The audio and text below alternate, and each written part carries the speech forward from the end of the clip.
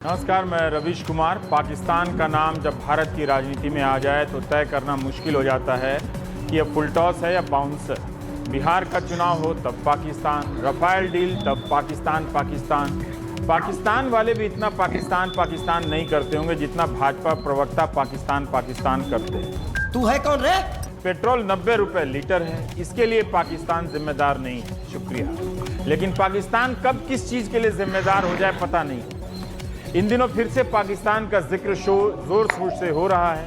अजीब बात यह है कि हम पाकिस्तान से बात नहीं कर रहे, लेकिन पाकिस्तान के बारे में दिन रात बात किए जा रहे हैं। कुछ आशिक बड़े जिद्दी होते हैं, नहीं निभा तो क्या हुआ, मगर नाम दिन रात लेते रहते हैं। सोमवार को संबित पात्रा ने प्रेस कॉन्फ्रेंस में इतनी बार पाकिस्तान का जिक्र किया कि लगा कि विवाद अंबानी की कंपनी को लेकर नहीं है, पाकिस्तान को लेकर। नमस्कार दोस्तों, मैं हूं सुनील और आप देख रहे हैं क्विक रिएक्शंस में आप सबका एक बार फिर से स्वागत है। आज का वीडियो होगा हमारे प्यारे पत्रकार रवीश कुमार के। इनका तो बेइज्जती का सिलसिला जारी ही है और ये नेवर एंडिंग प्रोसेस भी है। हर कोई आता है, इनका बेइज्जती करके चला जाता है। चलिए देखते हैं वीडियो और मजे लेते हैं रवीश कुमार की बेइज्जती, ब्रूटल इंसल्ट। चलिए वीडियो देखते हैं। कैसे लगा आप सब लोग ये वाला वीडियो? अगर अच्छा लगा तो प्लीज़ लाइक शेयर और सब्सक्राइब करके जाना और आपके जो भी थॉट्स है कमेंट्स में बता के जाइए।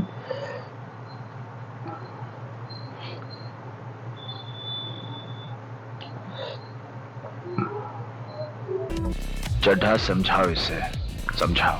पहले जिन लोगों ने सरकार की नीतियों को लेकर सवाल किया उन्हें पाकिस्तान का समर्थक बनाया गया। सोशल मीडिया पर फैलाया गया कि ये लोग पाकिस्तान की मदद कर रहे हैं। अब कहा जा रहा है कि कांग्रेस पार्टी पाकिस्तान से गठबंधन कर रही है। इसका आधार क्या है? क्या जानकारी है? राजनीतिक बयान क्या है? और ऐसा कर रही है तो उसके खिलाफ कानूनी कार्रवाई करने के लिए हमारे पास कोई प्रावधान नहीं है। आप हैरान हो जाएंगे कि इस गठबंधन का आधार बताने के लिए संबित पात्रा ट्वीट का प्रिंट आउट निकालकर साबित कर रहे हैं। 2014 की नवाज शरीफ का यह बयान है कि मोदी जीतेंगे और हम उम्मीद करते हैं कि एक मजबूत सरकार आएगी जो बातचीत के लिए उपयोगी होगी। तब उनके आने से पहले पाकिस्तान की तरफ से इस तरह के बयान दिए गए और खबर छपी। क्या मतलब निकाला जाए? अगर कांग्रेस पार्टी इस अखबार को लेकर प्रेस कॉन्फ्रेंस शुरू कर दे कि पाकिस्तान और मोदी में साठगांठ है, क्या कांग्रेस को तब यह कहना था कि पाकिस्तान चाहता है कि मोदी जीते? और क्या तब कोई न्यूज एंकर इस बात को लेकर डिबेट भी करता? दोगले की औलाद ये कौन सी फिल्म लाया है? जब आप ये कहते हो इंदिरा गांधी ने जीत हासिल की, नेहरू जी चाइना से हारे। नेहरू जी लड़ने गए थे चाइना से? नेहरू जी गए थे? इतिहास क्या लिखता है? अंग्रेजी वाले भी, हिंदी वाले भी, फ्रेंच वाले भी, जर्मन वाले भी, क्या लिखा है इतिहास में? नेहरू पराजित हुए, इंदिरा जीती, ये लिखा है ना। और आप कह रहे हो व्यक्ति देश नहीं, तो फॉरवर्ड ब्लॉक के पश्चिम बंगाल के किसी मोहल्ले के यूथ विंग के अध्यक्ष को देश घोषित कर दें? हमने कल भी कहा था, अच्छा लगे तो, बुरा लगे तो, मन को भाए तो, मन में वितृष्णा आए तो, मोदी वोट से आए हैं, वोट से ही जाएंगे। हालांकि राज भाई की पार्टी के एक प्रतिभावान नेता हैं मणिशंकर अय्यर, वो पाकिस्तान गए थे और उन्होंने वहां लोगों से कहा था आप लोग हमारी मदद करो। बोले किस काम में? बोले मोदी को हटाने में। तो उन्होंने कहा यार हम लोग तो वोटर नहीं तुम्हारे, हम कैसे हटाएंगे? बात आ गई सरेंडर की और नाम लेके आई है नरेंद्र सरेंडर। हालांकि ये बात भी ठीक है, सरेंडर जब आप राजा के लिए बोलोगे, जब आप प्रधानमंत्री के लिए बोलोगे जो देश का चेहरा है, तो स्वाभाविक है। पर सेना का भी आप मुकुट उतार रहे हैं। सरेंडर किसने किया? एग्जीक्यूशन किसने किया जमीन पर? सेना।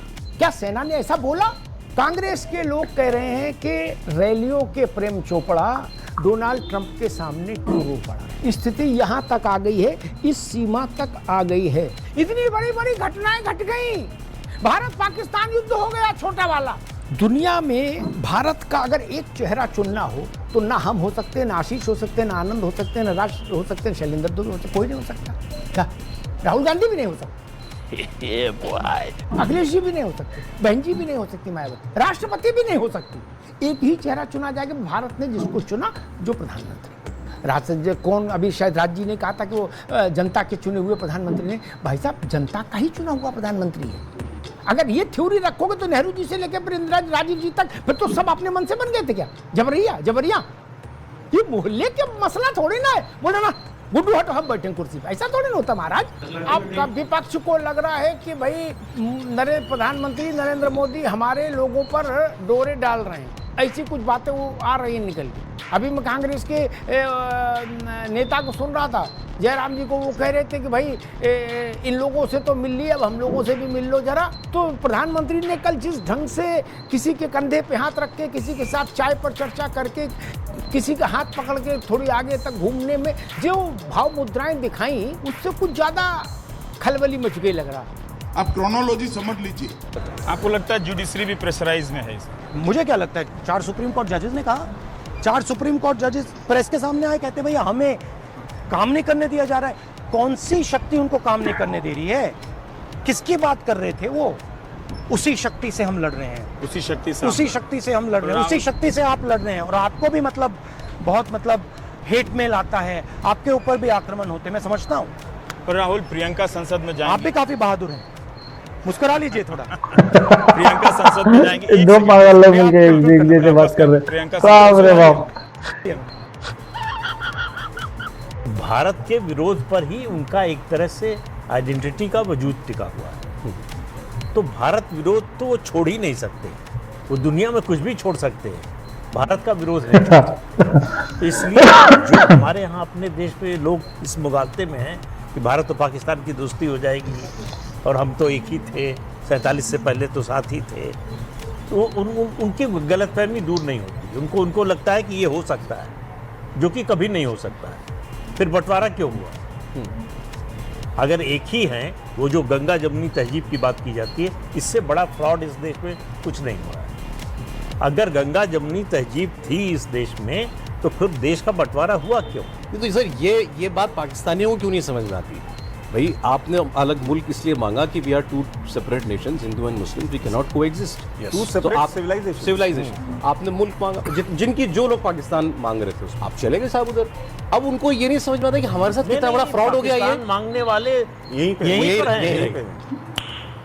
नाइस। न्यूज़ का क्या मतलब होता है, एनालिसिस का क्या मतलब होता है? हमने कहा ना कि आप वहां तुलना कर रहे हैं, आपने ये नहीं बताया कि वहां कौन सा प्रोग्राम चल रहा था, यहाँ कौन सा प्रोग्राम चल रहा था। आप उदाहरण देकर बात करते तो आपका सवाल और अच्छा हो सकता था, मैं फंस भी सकता था। जी, एक और सवाल ले लेते। लास्ट उदाहरण नहीं दिया, वो आप इधर बैलेंस वाला करने लगे। वही मैं जो मानक से कह रहा था, मैं दुकान नहीं चलाता हूँ, मैं अपना करता हूँ। तो अगर आपको मुझसे सवाल पूछना तो मेरे शो पे रिसर्च कीजिए। क्या मेरा शो आलोचनाओं से परे है? बिल्कुल ही नहीं है, बिल्कुल नहीं है। अब एक और सवाल क्या हो सकता है? आप बताइए कि 10 लाख लड़के। तो रवीश कुमार की बेइज्जती का सिलसिला बहुत पुराना है। खुद को एक्सपोज करने वाले रवीश कुमार की जो कहानी है, ये अपने आप एक्सपोज हो जाता है। रवीश कुमार ने कैसा लगा आप सब लोग का वाला वीडियो? अच्छा लगा तो प्लीज लाइक शेयर और सब्सक्राइब करना। मिलते हैं अगले वाले वीडियो पे। जय श्री राम। नरेंद्र मोदी पहले सीएम थे और अब